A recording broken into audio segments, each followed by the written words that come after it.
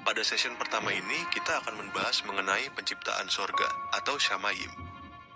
Untuk dapat memahami pembahasan dalam sesi-sesi di channel ini, saudara dan saudari wajib kembali ke akar pola Ibrani karena kitab-kitab Perjanjian Lama dan Baru berasal dari kitab-kitab suci orang Yahudi, yaitu Tanakh dan Brit Hadasah. Di dalam kitab Kejadian atau Bereshit, pasal 1 ayat 1 tertulis, "Pada awalnya Elohim menciptakan langit dan bumi." Dalam bahasa Ibraninya tertulis, "Bereshit bara Elohim et ha-shamayim wa et ha-aretz." Ayat di atas menuliskan bahwa langit disebutkan terlebih dahulu dan setelah itu barulah menyebutkan bumi. Kata langit dalam bahasa Ibrani yaitu shamayim. Akhiran im merupakan bentuk jamak. Kata langit juga mengandung makna yaitu sorga atau shamayim dalam bahasa Ibraninya. Jadi makna ayat di atas menyatakan bahwa Tuhan Yahweh menciptakan sorga shamayim terlebih dahulu, dan setelah itu barulah diciptakan bumi. Saat Elohim Yahweh menciptakan sorga atau shamayim, Elohim Yahweh tidak menciptakan sesuatu yang kosong.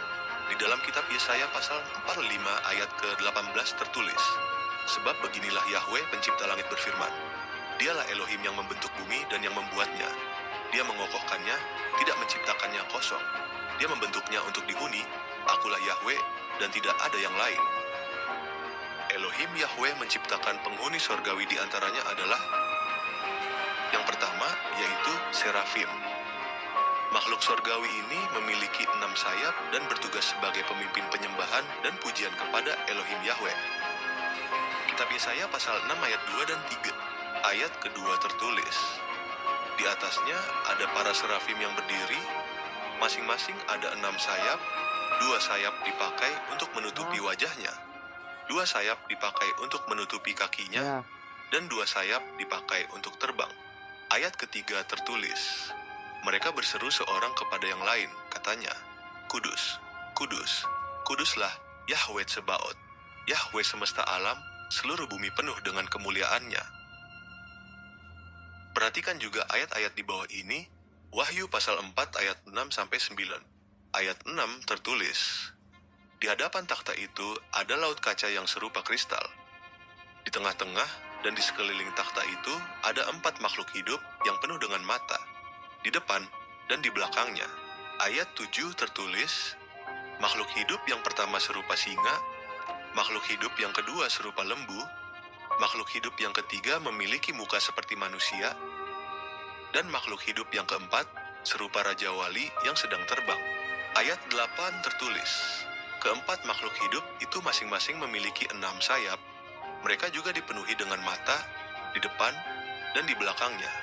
Siang dan malam tanpa hentinya mereka mengatakan, Kudus, Kudus, Kuduslah Yahweh, Elohim penguasa semesta, yang telah ada, dan yang akan datang."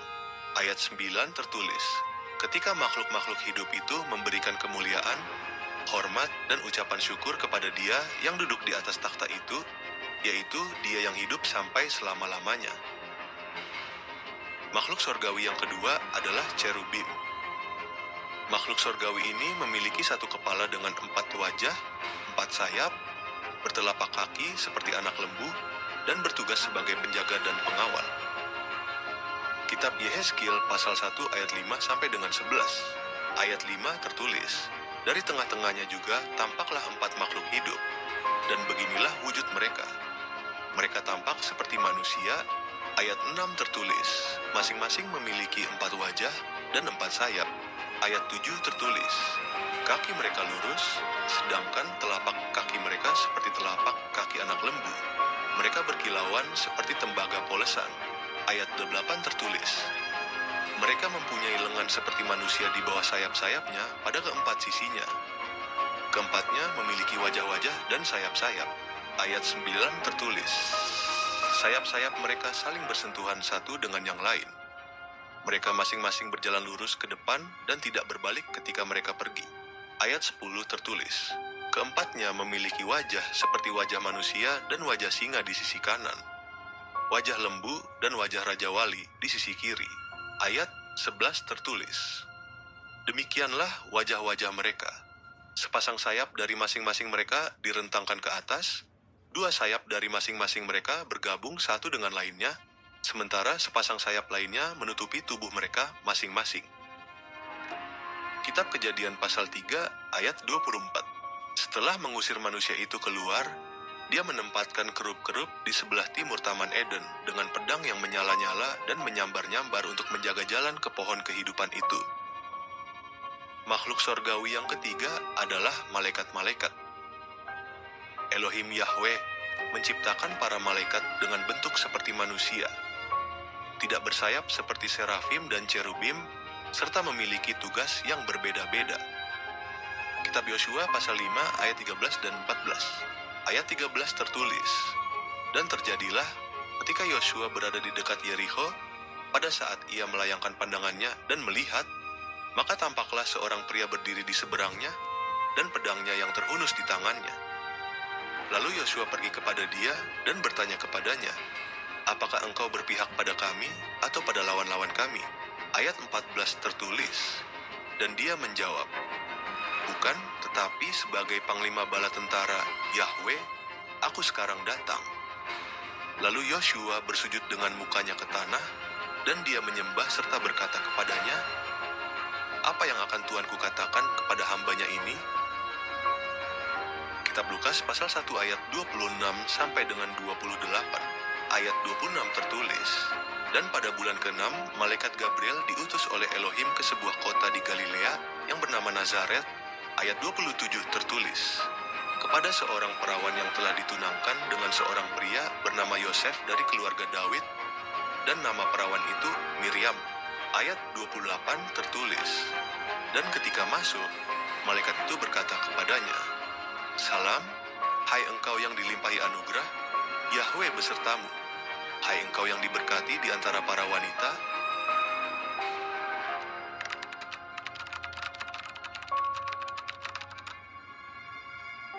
Subscribe dan share untuk menjadi berkat karena kedatangan Yeshua sudah sangat dekat. Jangan lupa mengaktifkan tombol lonceng agar mendapatkan update untuk video-video selanjutnya. Untuk mendapatkan pengajaran-pengajaran Dafar Elohim Yahweh, silahkan kunjungi link ini. https://www.youtube.com/pelayanan Menorah Yosef Roy 197.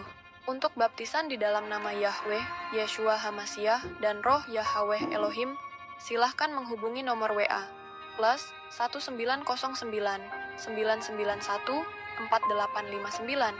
Bapa Yahweh di dalam Yeshua Hamasiah memberkati saudara-saudari sekalian. Maranatha, Shalom.